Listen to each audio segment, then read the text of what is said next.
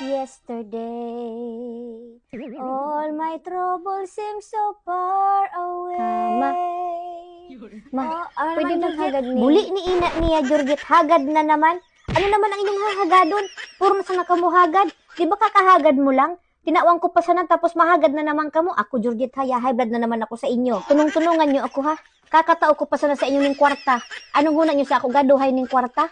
May kamo batid magtiripid, puro kamo gastos. Yang allowance ninyo may lamang gaabot ning sadong simana. Kami ninyon piso sa nabaro namo, bloated na kami. Samantalang kamo nito, may kamo na kapaireskwelahan na niing baron.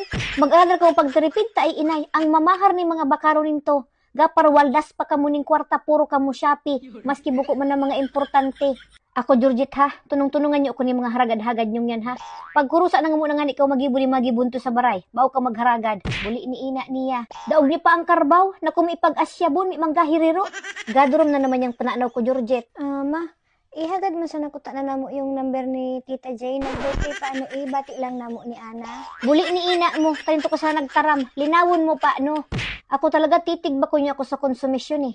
Pag ako natigbak, kahihilak nyo to.